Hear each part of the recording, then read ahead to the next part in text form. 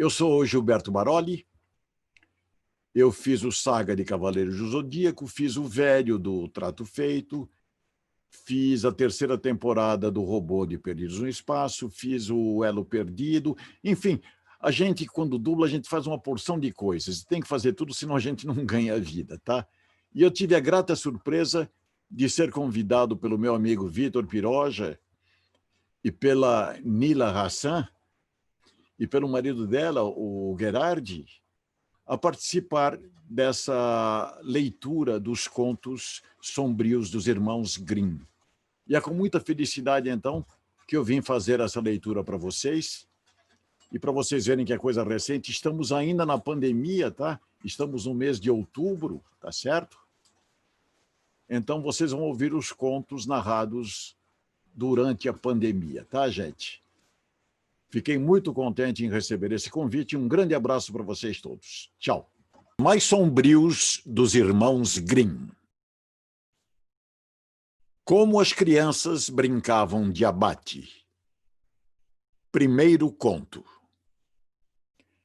Na cidade de Franeker, na região da Frísia Ocidental, aconteceu que brincavam juntas algumas crianças pequenas, meninas e meninos de 5 e 6 anos de idade.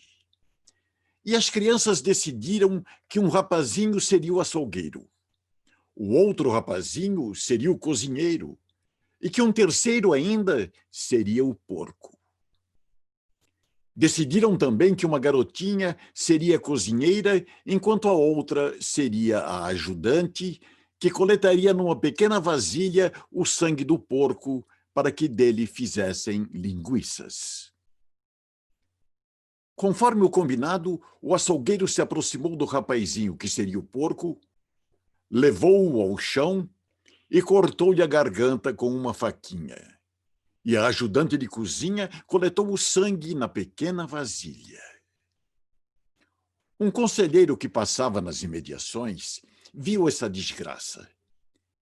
Pegou no mesmo instante o açougueiro e o levou à casa do prefeito, que de imediato convocou uma reunião do conselho. Eles se debruçaram sobre a questão, mas não sabiam o que fazer, pois viam muito bem que tudo tinha sido brincadeira de criança. Um dos conselheiros, um idoso sábio, sugeriu que o juiz segurasse numa mão uma bela maçã vermelha e na outra mão a moeda de 1 florim da Renânia, e que chamasse a criança e lhe mostrasse as 2 mãos. Se a criança pegasse a maçã, que fosse liberada, mas que se pegasse o florim, que fosse condenada à morte. Assim foi feito.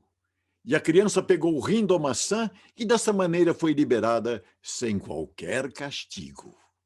Segundo conto. Certa feita, um pai de família abateu um suíno e seus filhos o viram fazê-lo. À tarde, as crianças foram brincar e uma disse à outra: "Você vai ser o porquinho e eu vou ser o açougueiro." A criança pegou então uma faca e a enfiou no pescoço do irmãozinho. A mãe, que banhava a criança mais nova numa banheira no andar de cima, ouviu o grito da criança lá embaixo. Desceu correndo as escadarias e, quando viu o que tinha acontecido, tirou a faca do pescoço do menino e a cravou furiosa no coração da outra criança, a que tinha sido o açougueiro. Correu então para ver o que fazia a criança no andar de cima, mas esta tinha se afogado na banheira. A mulher foi tomada pela angústia e pelo desespero. Os camponeses nada puderam fazer para consolá-la e ela se enforcou. O marido, ao voltar da roça e ver isso tudo, ficou tão aflito que morreu pouco tempo depois. Comadre Morte. Houve um pobre homem que tinha 12 filhos e precisava trabalhar dia e noite para dar-lhes apenas um bocado de pão. Quando nasceu o 13º, Ele não sabia realmente o que fazer. E, na sua aflição, saiu para a estrada a fim de convidar o primeiro que aparecesse para servir-lhe de padrinho. A primeira pessoa que encontrou foi o bom Deus. O bom Deus, que já sabia o que lhe pesava no coração, disse-lhe: Pobre homem, causas-me dó. Vou batizar teu filho, cuidarei dele e o tornarei feliz neste mundo. Quem és? Perguntou o homem. Sou o bom Deus. Então não te quero para meu compadre, disse o homem. Tu dás aos ricos e deixas os pobres passando fome. Isso dizia o pobre homem, porque não sabia que, sabiamente, Deus distribui riqueza e pobreza. Deixou o Senhor e foi mais para diante. Então aproximou-se-lhe o diabo, dizendo: Que procuras? Se me aceitas para padrinho de teu filho, dar-lhe-ei ouro às carradas e todos os deleites do mundo. O homem perguntou: Quem és tu? Sou o diabo. Então não te quero para meu compadre, disse o homem. Tu enganas os homens e os induzes à tentação. Continuou andando e logo, com as pernas ressequidas, veio-lhe ao encontro a morte, dizendo: Aceita-me como tua comadre. Quem és? Perguntou-lhe o homem. Sou a morte que todos iguala. Então o homem disse: Tu és a indicada, porque levas tanto o rico como o pobre sem distinção. Serás, pois, a minha comadre. A morte respondeu: Tornarei teu filho rico e célebre. Quem me tem por amiga tem o sucesso garantido. Domingo próximo será batizado, disse o homem. Sê pontual. A morte compareceu pontualmente, conforme havia prometido, e portou-se como uma madrinha às direitas. Quando o afilhado se tornou adulto, apareceu-lhe um belo dia a madrinha, convidando-o a segui-la. Conduziu-o à floresta e, mostrando-lhe uma erva que lá crescia, disse-lhe: Aqui tens teu presente de batizado. Vou fazer de ti um médico famoso.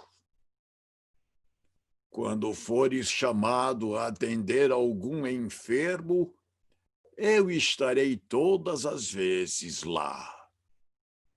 Se me vires à cabeceira do doente, podes declarar francamente que o curarás.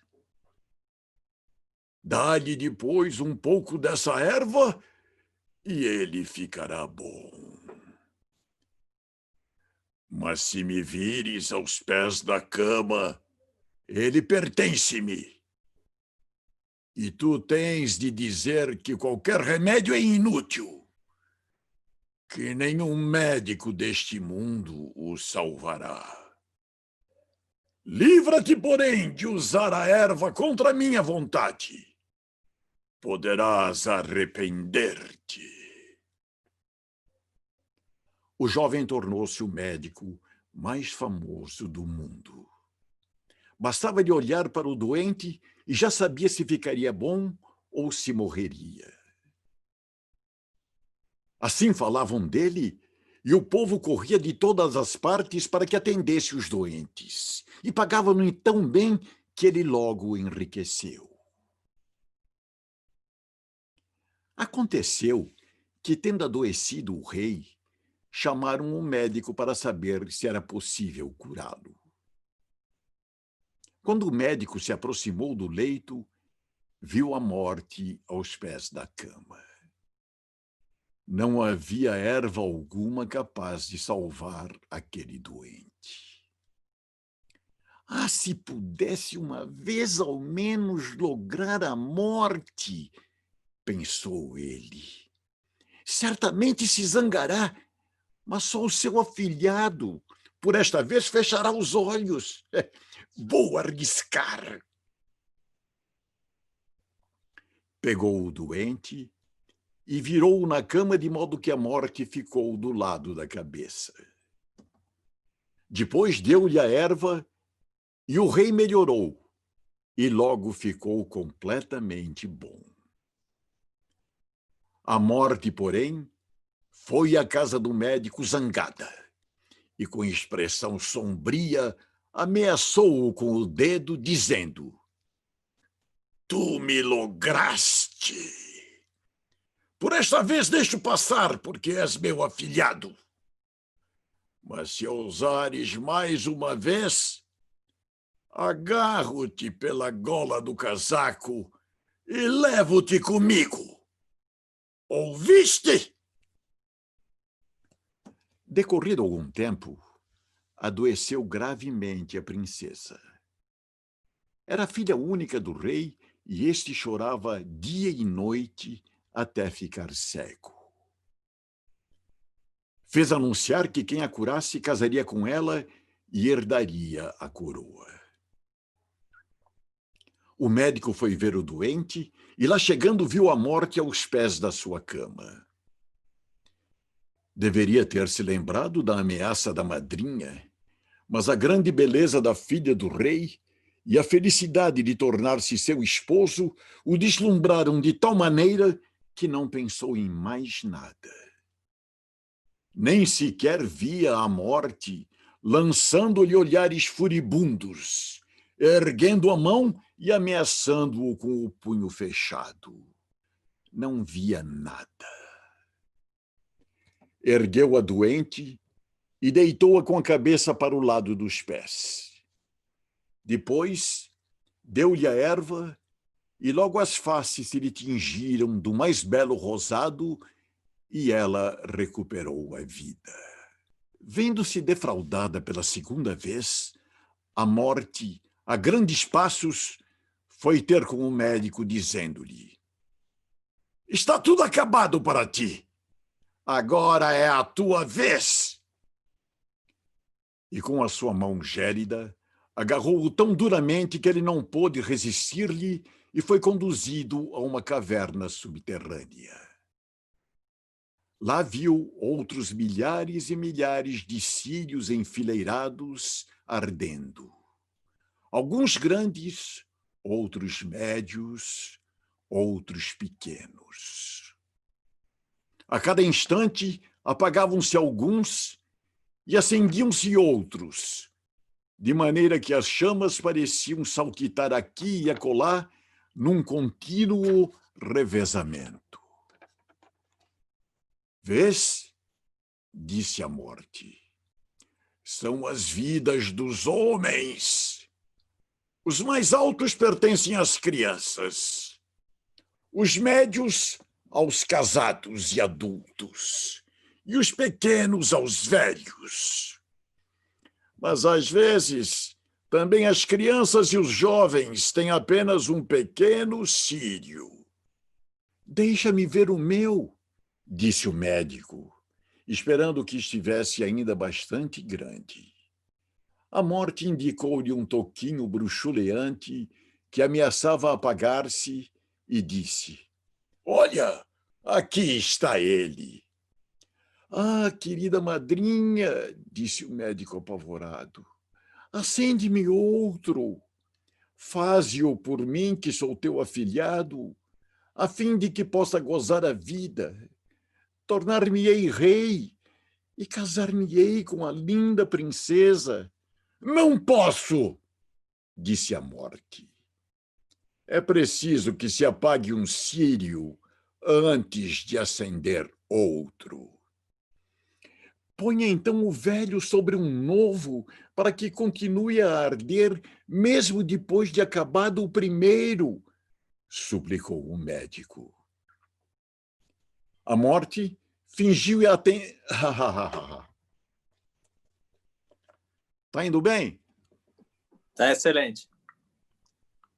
Então dá para pegar e suplicou um médico? Dá. A hora que você quiser. Tá bom. A morte fingiu atender o seu pedido e apanhou um círio grande e novo. Mas, querendo vingar-se, fez que juntava um ao outro e propositalmente atrapalhou-se. O toquinho caiu-lhe das mãos e apagou-se.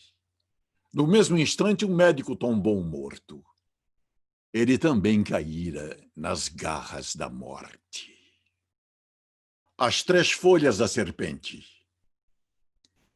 Houve uma vez um pobre homem que não podia sustentar seu único filho. Este, então, disse ao pai: Meu querido pai, vives tão miseravelmente e eu sou um peso para ti. Quero, portanto, ir-me embora e tratar de ganhar o pão de cada dia. O pai deu-lhe a bênção, despedindo-se dele com grande tristeza. Naquele tempo, o rei de importante reino estava em guerra. O jovem entrou ao seu serviço, acompanhando-o ao campo de luta. Quando chegaram à frente do inimigo, travou-se uma grande batalha. O perigo era assustador. As balas caíam de todos os lados e os companheiros eram terrivelmente dizimados. Tendo caído também o comandante, os outros tentaram fugir. Mas o jovem postou-se à frente deles e incentivou-os, exclamando: Não deixaremos perecer nossa pátria! Avante! Os outros, então, seguiram-no. Ele rompeu contra o inimigo e derrotou-o. Quando o rei veio a saber que só a ele devia a vitória, elevou-o a grande dignidade. Deu-lhe tesouros ingentes e nomeou-o primeiro-ministro de seu reino. O rei tinha uma filha belíssima, mas muito esquisita. Ela havia jurado que só aceitaria por esposo e senhor quem lhe prometesse deixar-se enterrar vivo com ela, se acaso ela morresse primeiro. Se me amar realmente, dizia ela, de que servirá depois a vida? Em compensação, prometia fazer o mesmo, descer à sepultura junto com o marido se ele morresse primeiro. Esse estranho juramento havia sempre desencorajado todos os pretendentes. Mas o jovem, tão fascinado, ficou com a beleza dela, que não deu importância a tal esquisitice e pediu-a assim mesmo em casamento. Sabes, porém, o que deves prometer? Perguntou-lhe o rei. Sei, respondeu o jovem. Se eu lhe sobreviver, terei de descer com ela à sepultura. Mas o meu amor é tão grande que o risco não me causa receio algum. Assim, obtido o consentimento do rei, realizaram-se as núpcias com o máximo esplendor. Durante algum tempo viveram os jovens alegres e felizes. Entretanto, aconteceu que a rainha ficou gravemente enferma e nenhum médico conseguiu salvá-la. Diante da falecida esposa, o jovem rei lembrou-se da promessa feita e ficou horrorizado por ter que se enterrar vivo. Mas não tinha outra alternativa. O rei dera ordens para que todas as portas fossem vigiadas. Assim, não lhe era possível fugir ao próprio destino. Portanto, no dia em que o cadáver foi trasladado para a cripta real, o jovem foi obrigado a segui-lo. Uma vez lá dentro, fecharam e aferrolharam-lhe a porta. Perto do ataúde havia uma mesa e em cima dela 4 velas acesas, 4 pães e 4 garrafas de vinho. Quando terminasse essa provisão, ele teria de morrer à míngua. Cheio de angústia e tremendamente acabrunhado, o jovem comia diariamente apenas um pedacinho do pão e bebia um pouquinho do vinho. Via, contudo, a morte aproximar-se. Enquanto se achava absorto, olhando para a frente, viu uma serpente sair rastejando do canto da cripta e avizinhar-se do cadáver. Julgando que fosse mordê-la, desembainhou a espada, dizendo: "Enquanto eu viver, ninguém lhe tocará!" E cortou o réptil em 3 pedaços. Nisso apareceu uma segunda serpente que vinha rastejando do canto da cripta. Mas quando viu a companheira morta e em pedaços, retirou-se, voltando logo com 3 folhas verdes na boca. Pegou os 3 pedaços da serpente morta, juntou-os direito e sobre cada um dos talhos colocou uma folha. Os pedaços uniram-se novamente. A serpente moveu-se e readquiriu a vida. E, em seguida, fugiu com a companheira. As folhas ficaram caídas no chão, e o infeliz que assistira aquilo tudo perguntou a si próprio se o poder mágico que continham, tendo ressuscitado a serpente, não poderia aplicar-se também a um ser humano.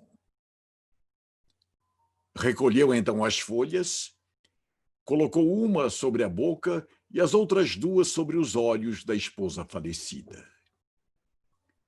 Mal acabou de colocá-las, o sangue voltou a circular nas veias, afluindo-lhe ao rosto, dando-lhe natural colorido. Ela respirou, abriu os olhos e perguntou: "Oh, Deus meu, onde estou?" "Estás comigo, minha querida mulher", respondeu o jovem. Em seguida contou-lhe todo o sucedido e a maneira pela qual o havia ressuscitado. Depois deu-lhe um pedaço de pão e um pouco de vinho. Assim que ela se reanimou, levantou-se e ambos foram bater à porta, esmurrando-a e gritando tão alto que os guardas ouviram e correram a avisar o rei. Este, em pessoa, desceu à cripta e abriu a porta, encontrando os 2 vivos, sadios e viçosos, como nunca. Radiantes de alegria, abraçaram-se felizes por terem superado aqueles tormentos. O jovem rei levou consigo as 3 folhas e deu-as ao seu criado, dizendo: "Guarda-as com cuidado e traze-as sempre contigo. Quem sabe lá as circunstâncias que podem vir e se elas ainda servirão a alguém?" Depois de ressuscitada, porém, a mulher mudara completamente. Parecia que de seu coração se tivesse desvanecido todo o amor pelo marido. Este, decorrido algum tempo, quis fazer uma visita ao velho pai. Ao embarcarem no navio que os levaria, a rainha esqueceu o grande amor e a dedicação que ele sempre demonstrara a ponto de tê-la salvado da morte e passou a nutrir uma paixão pecaminosa pelo comandante do navio. Certo dia, enquanto o rei estava dormindo, chamou o comandante e mandou que pegasse o marido pelos pés, enquanto ela o segurava pela cabeça, e atiraram-no ao mar.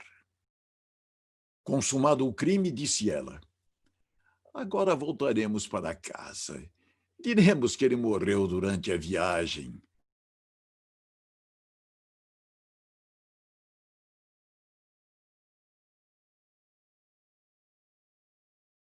Assim ficarás sendo tu o herdeiro da coroa. Mas o fiel criado, que tudo presenciara, foi sem ser visto destacar um bote salva-vidas e desceu ao mar. Entrou nele e foi vagando à procura de seu amo, deixando os traidores prosseguirem tranquilamente a viagem. Assim que conseguiu pescar o cadáver, colocou-lhe nos olhos e na boca as 3 folhas verdes que trazia consigo. E essas 3 folhas restituíram a vida ao jovem. Juntos, então, puseram-se a remar dia e noite com todas as forças. E o bote voava sobre as ondas com tamanha velocidade que chegaram antes dos outros à presença do rei. Este, vendo-os regressar sozinhos, muito se admirou e perguntou qual o motivo. Ao ter conhecimento da crueldade da filha, exclamou: "Custa-me crer que tenha agido assim cruelmente. Porém, a verdade logo virá à luz."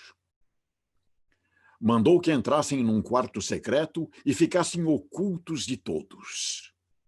Não tardou muito e chegou o navio. A pérfida rainha apresentou-se ao pai muito aflita. Ele perguntou-lhe então: "Por que voltas sozinha? Onde está teu marido?" "Ah, meu querido pai", respondeu ela, "volto em grande luto. Meu marido adoeceu repentinamente durante a viagem e faleceu. Se este bom comandante não me socorresse, não sei o que teria sido de mim. Ele assistiu à morte dele e pode lhe contar tudo." "Eu vou fazer ressuscitar o morto", disse o rei. Abriu a porta do quarto secreto e fez sair os 2. Ao ver o marido, a rainha recebeu um choque tão grande como se lhe tivesse caído um raio aos pés. Prostrou-se de joelhos, implorando perdão. Mas o rei gritou-lhe: "Para ti não pode haver perdão. Ele mostrou-se pronto a morrer contigo. Restituiu-te a vida e tu o assassinaste enquanto dormia. Deves, pois, receber o justo castigo." Conduziram-na junto com o cúmplice para um navio que fazia água e os lançaram ao mar, onde não tardou muito, foram a pique e se afogaram. O noivo salteador. Houve uma vez um moleiro que tinha uma filha muito bonita. Quando ela atingiu a idade de casar, o pai decidiu arranjar-lhe um bom casamento. E o bom velho pensava: se aparecer um pretendente em condições e a pedir em casamento, eu a dou. Não demorou muito, apareceu um pretendente que demonstrava ser muito rico. E o moleiro, não achando inconveniente algum, prometeu dar-lhe a filha. A moça, porém, não o amava como deve ser amado um noivo, e não tinha nem um pouco de confiança nele. Cada vez que o via ou que pensava nele, sentia-se dominada por inexplicável repulsa. Um dia, o noivo lhe disse: "És minha noiva e nunca me visitas." "Não sei onde é a vossa casa", respondeu a moça. "A minha casa", disse ele, "fica bem no âmago da floresta." Ela pretextou que não conseguiria encontrar o caminho para ir lá, mas ele insistiu: "Eu já convidei outras visitas, e para que possas te orientar, espalharei cinza no caminho da floresta." No domingo, quando a moça estava pronta para sair, sentiu grande medo sem saber por quê. E para marcar bem o caminho, encheu os bolsos com lentilhas e ervilhas. Logo na entrada da floresta, viu a cinza espalhada. Foi seguindo por ela, mas a cada passo ia deixando cair de cada lado do caminho um grão de ervilha e um de lentilha. Andou quase o dia inteiro até que por fim chegou ao âmago da floresta. Aí estava uma casa solitária que nada lhe agradou, pois lhe parecia tenebrosa e inquietante. Entrou. Não havia ninguém lá dentro e reinava o mais profundo silêncio. De repente, uma voz gritou: "Foge, foge, bela noivinha, de salteadores é esta casinha."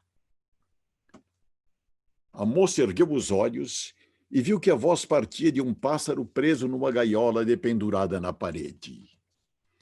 Ele gritou novamente: "Foge, foge, bela noivinha, de salteadores é esta casinha."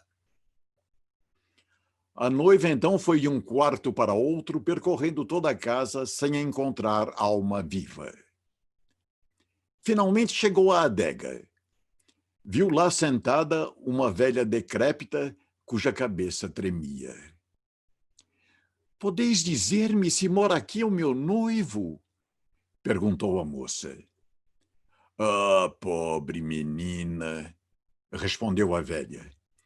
"Onde vieste cair? Num covil de salteadores? Tu te julgas uma noiva em vésperas de casamento, mas tuas núpcias serão com a morte. Vê, preparei no fogo um grande caldeirão com água. Se cais nas mãos deles, serás picada impiedosamente em pedaços, depois cozida e devorada, pois eles são canibais. Se eu não me apiedar de ti, estarás perdida." A velha então ocultou-a atrás de um tonel onde a moça não seria vista. "Fica aí quietinha como um ratinho, não te mexas e não dês sinal de vida, senão estás perdida.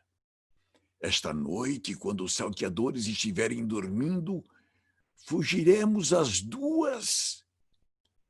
Há muito tempo que venho aguardando a oportunidade." Mal acabara de falar, chegou o bando de salteadores. Vinham arrastando uma outra jovem. Bêbados como estavam, não se impressionavam com seus gritos e lamentos. Obrigaram-na a beber 3 copos cheios de vinho, um branco, um vermelho e um amarelo. Com isso, partiu-se-lhe o coração. Arrancaram-lhe as belas roupas, deitaram-na sobre a mesa, cortaram em pedaços seu lindo corpo e a salgaram. A pobre noiva atrás do tonel tremia como vara verde. Via com os próprios olhos o destino que lhe reservavam os bandidos. Um deles, vendo brilhar um anel no dedinho da morta, tentou arrancá-lo. Não o conseguindo tão facilmente, pegou o machado e decepou o dedo, que, dando um pulo no ar, foi cair atrás do tonel, bem no colo da noiva. O bandido pegou num candeeiro e pôs-se a procurá-lo, mas inutilmente. Então um outro disse-lhe: "Já procuraste atrás do tonel?" Mas a velha gritou: "Venham comer, vós o procurareis amanhã, o dedo não foge, não." "A velha tem razão", disseram eles. Deixaram de procurar e foram sentar-se à mesa para comer. Então a velha pingou um sonífero dentro do vinho. Tendo bebido, todos adormeceram e começaram a roncar fortemente. Ouvindo-os roncar, a noiva saiu do esconderijo e teve que pular por sobre os corpos estendidos no chão, com um medo horrível de acordar algum. Mas com o auxílio de Deus, conseguiu passar. A velha saiu com ela, abriu a porta e ambas fugiram o mais depressa possível do covil dos assassinos. O vento espalhara a cinza, mas os grãos de ervilha e de lentilha haviam brotado. E como o luar estava bem claro, elas seguiram o caminho indicado. Andaram a noite toda e só chegaram ao moinho pela manhã. A jovem contou ao pai tudo o que acontecera sem omitir nada. Quando chegou o dia do casamento, o noivo apresentou-se. O moleiro, porém, convidara todos os parentes e amigos. Na mesa, durante o banquete, cada conviva teve de contar uma história. A noiva, sentada ao lado do noivo, nada dizia. Então o noivo voltou-se para ela. E tu, meu coração, nada tens a contar? Narra uma história qualquer. Bem, contarei um sonho que tive, disse ela.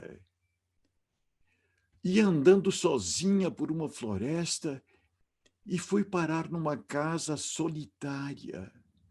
Dentro não havia ninguém, apenas um pássaro preso numa gaiola dependurada na parede, o qual, vendo, me gritou: Foge, foge, bela noivinha, de salteadores é esta casinha. Gritou isso 2 vezes. Meu amor, é apenas um sonho. Percorri os quartos e todos estavam vazios e fúnebres. Finalmente fui ter a adega e lá estava uma velha decrépita sentada, a cabeça a lhe tremer. Perguntei-lhe: Mora aqui o meu noivo? Ah, pobre menina, respondeu-me ela.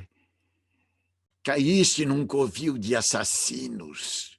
Teu noivo mora aqui, mas tu serás assassinada, cortada em pedaços, cozida e devorada. Meu amor, é apenas um sonho. A velha ocultou-me atrás de um tonel. Mal me escondera, chegaram os bandidos, arrastando consigo uma moça.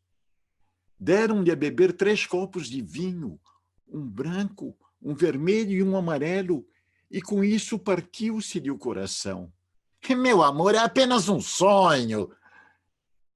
Depois, arrancaram-lhe as belas roupas, deitaram-na sobre a mesa, cortaram em pedaços seu lindo corpo e o salgaram. Meu amor, é apenas um sonho. Um dos bandidos viu um anel no dedinho dela e, achando difícil arrancá-lo, decepou o dedo com o machado. Mas o dedo, dando um pulo no ar, foi cair atrás do tonel, justamente no meu colo. Ei-lo aqui! Assim dizendo, tirou do bolso o dedinho e mostrou-o a todos os presentes. O bandido, que durante a narrativa ficara branco como um pano lavado, pulou da cadeira e tentou fugir. Mas os convidados agarraram-no e o entregaram à justiça. Ele e todo o bando foram condenados e justiçados, pagando assim os seus terríveis crimes.